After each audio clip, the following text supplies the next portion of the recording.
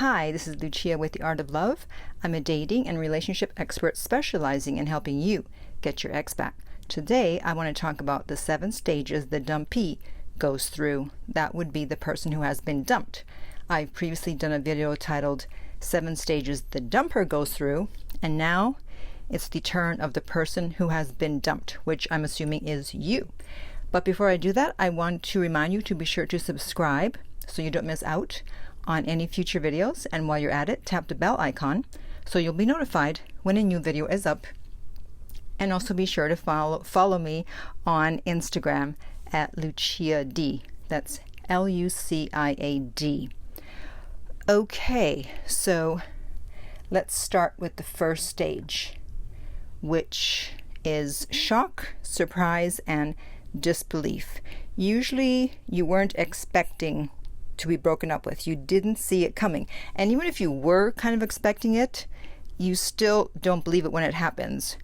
But often it is a surprise. Just think back to all the times you've been broken up with. Hopefully there aren't too many times you've been broken up with. But when I think back to the times that I've been broken up with, the few times, I did not expect it. I was always very surprised. So that would be stage number 1. Stage number 2 is denial. And people do themselves as a way to protect themselves.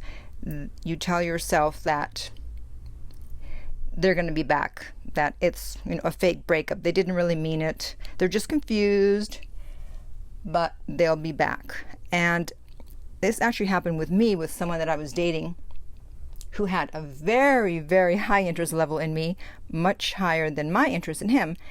And he texted me and broke up with me, and I just read it and I was like, oh please, I totally did not I just denied it. It's like, there's no way. I just thought, well, what is he upset about now? And so I did not accept it, and it took about a month for me to finally see, oh, okay, he really is going through with this. All right.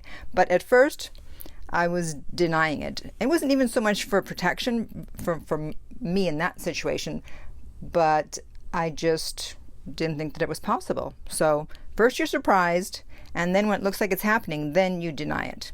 And then you move on to the third step, which is that you refuse to accept it. And this is when you beg for a second chance. You try to use logic to talk your ex into coming back. But of course, if you've been listening to me, you know that's not going to happen. You would do anything to get your ex back at this point. And the more you attempt to reconcile and refuse to accept the breakup, the angrier your dumper gets. They decided to end things weeks or even months ago. So you won't be able to talk them out of it. At this point, it's just best to agree with the breakup. This is also when you may be impulsive and become vengeful and want to get back at them. But you will regret it down the road. So don't do anything I wouldn't do.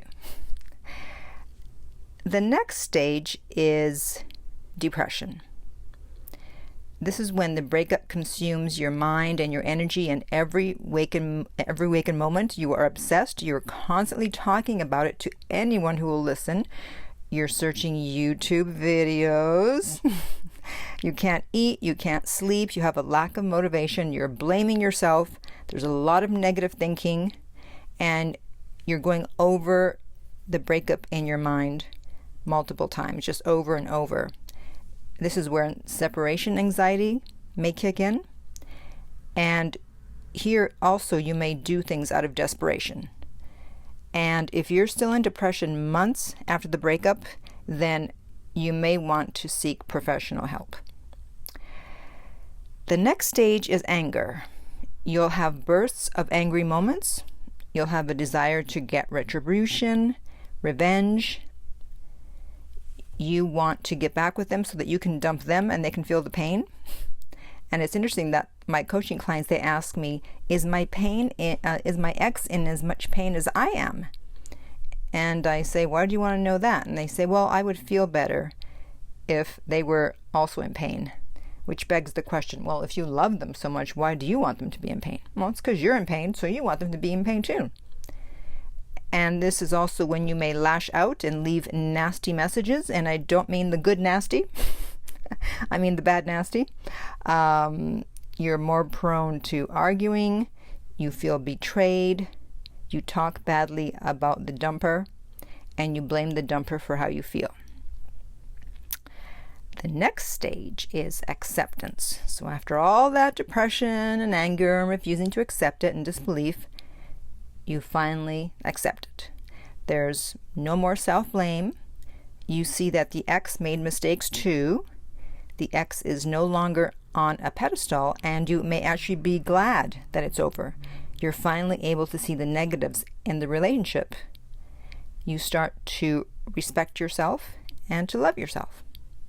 And finally, we have recovery. This is when you focus on yourself. You start to see light at the end of the tunnel. You're ready to move on and start dating or get into a relationship. You switch to a positive mindset. So those are the 7 stages. The first one, shock, surprise, disbelief. Next, denial. Third, refusal to accept it. Then we have depression, then anger, and finally acceptance and recovery. And of course, everyone wants to know, well, how long does each stage last? Well, it's different for everyone. It lasts as long as it lasts, and you may jump back and forth between some stages, and that's perfectly normal. So you may be angry and then switch back to begging. It really depends on what triggers you. So things that remind you of your ex will bring out different emotions. One day you may be depressed, one day you may be angry, and then the next day back to depression. And some people are unfortunately still angry years after the breakup. I think we all know someone who they're still in anger stage after a breakup, and it's been years, and you want to say, come on, it's time to get over it. So if you were wondering what you were feeling was normal, hopefully I put your mind at ease by telling you about the 7 stages that a dumpee goes through. So I want you to comment below and let me know which stage are you in at the moment. And if you would like my help personally to help you get through the breakup and get your ex back, you can contact me at my website, theartoflove.net. The direct link is below.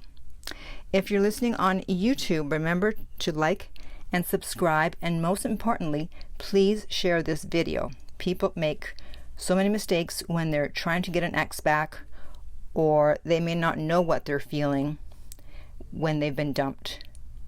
So help them just as I've helped you by liking and sharing this video.